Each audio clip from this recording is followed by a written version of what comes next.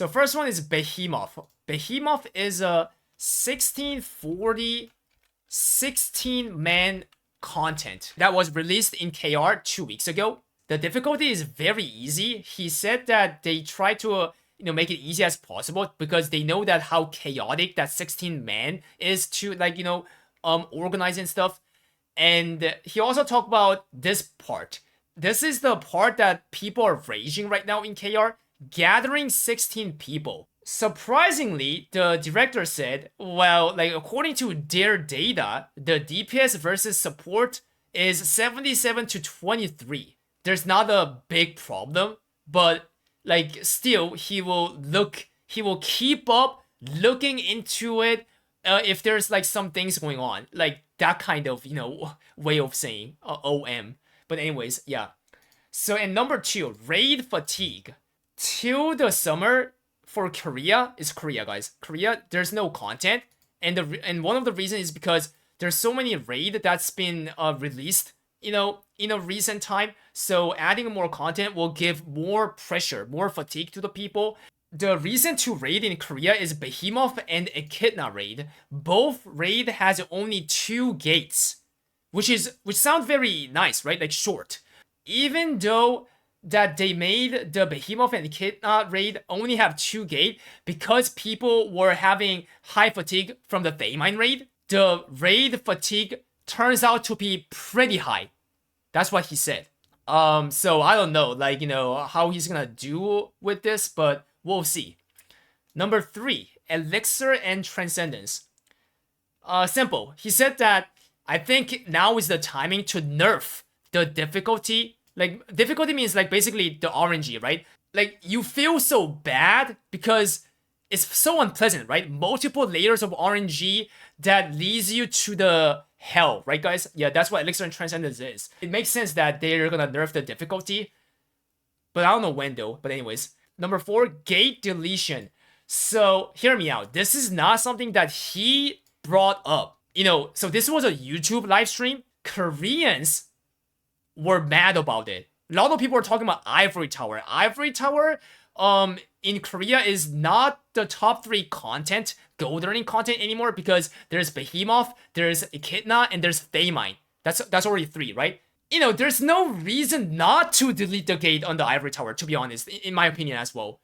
Yeah, and when it comes to the lore and all these kind of stuff, content, importance, does this Abyss dungeon, not even a Legion Commander raid, deserve to have a 4 gate when there's a lot of other Legion raid that stays at 3 gate, right? And what he said is that I'll think about it. Kek W. Number 5, solo content. It's gonna come out in this summer in Korea first, and the solo content will be applied from Voten to Ivory Tower. That's actually more than I thought. Voten to Ivory Tower. If you think about that, you guys will get this after KR gets it, right? And considering that Ivory Tower is your current end content, this is actually something that's very surprising. So what's the reason for solo content? Basically, jail, and gatekeep, all that stuff, right? When you play MMO with people, right? But solo content doesn't have that. It doesn't have jail because you're the only one. It doesn't have gatekeep, therefore, right?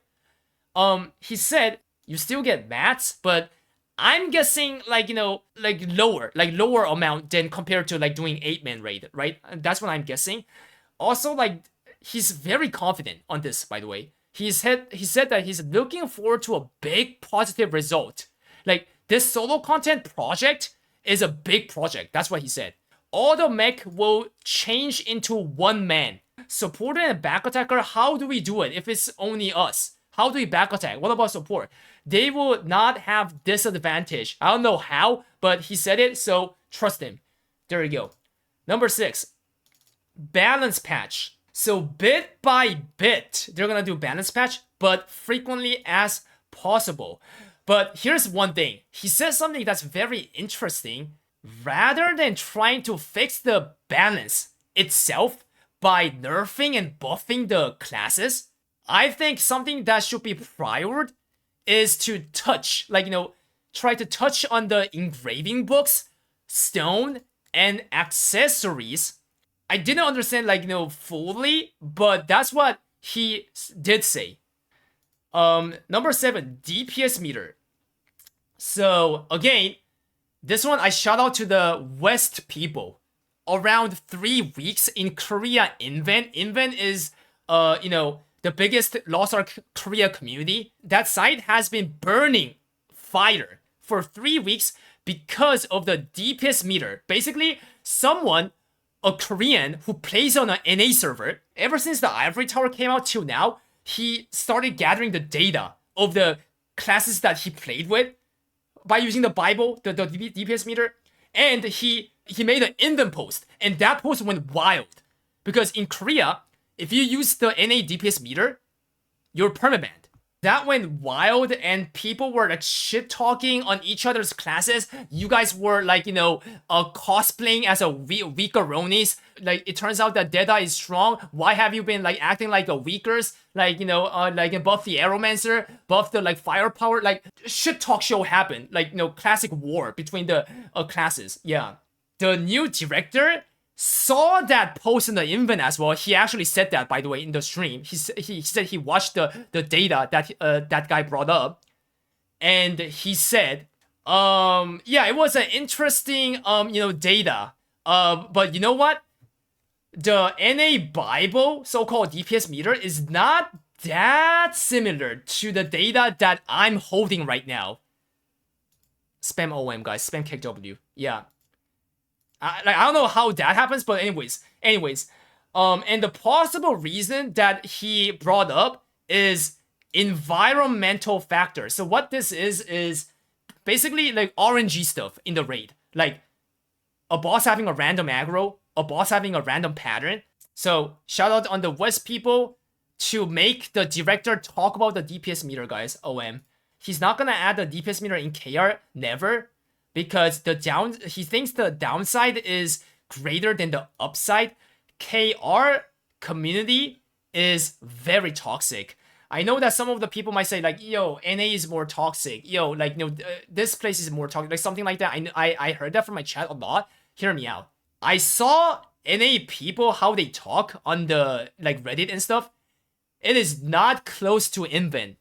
Invent, if someone calls you out, like something negative on it, then he straight up cusses his mom and dad, because that's the worst like cuss that can be done in Korea, cussing someone's family. And if the DPS meter comes out, then literally like bad players will get like caught, right? Like revealed, like doxed. What do you think will happen with this kind of toxic like community if the DPS meter comes in, guys? Do you think people will try to, improve themselves? Oh, like my parse is so bad. I think I need to work hard. Awkward. Do you think that's what's gonna happen, or do you think, yo, look at this guy, bro? Look at this guy. This guy's parse is 10 million. What? Yo, get out of here. What the f? Like, are you a human? Like, do you have hands? And then the guy gets pissed and then quit the game. Which one do you think will happen in this kind of atmosphere? So that's the downside, guys. That's a downside in Korea. Number 8, the first mode. The first mode is the, the unnerfed, version of the Daymine raid, right? This one, the first mode is, it were to, guys, it were to end in upcoming Wednesday in KR. Basically, there was like, from September, so 7. There was like 7 months of period where people were like able to try on the first mode, and if you clear it, you get a exclusive title called Eclipse. Sounds like badass, right? Eclipse. Now the thing is, some people were copiuming that since it gives an exclusive title, don't you think that they will like change it to a permanent content so that everyone can get that a title? The director said, no, I am not gonna extend it, you bozos. Upcoming Wednesday, which so today's Saturday, so the only 4 days left until Tuesday, right? Get the title until then. If not, you will never ever get it, is what happened. Yeah, and the reason for that is because he don't want to devalue the effort of the early people, like people who like committed a lot, like used a lot of like gold and resource, like times and everything. He didn't want to like disrespect the effort of those people, which kind of makes sense, right? So no extension. Lastly, server transfer ticket. They will add a server transfer ticket which stays permanent. Interesting, right? Yeah, I'm guessing it's gonna be pay to win. It's gonna require like real money, in my opinion, because there's actually a history about this. 2.5 years ago in Korea, there was one time that they actually sold a server transfer ticket for real money, and if you ask me how much that was, it was 25k KRW or 20k around there. That's like $18. At that time, it was a charity. I mean, they donated all the money that they got from selling the server transfer ticket to the charity. But this time, it's for their profit, right?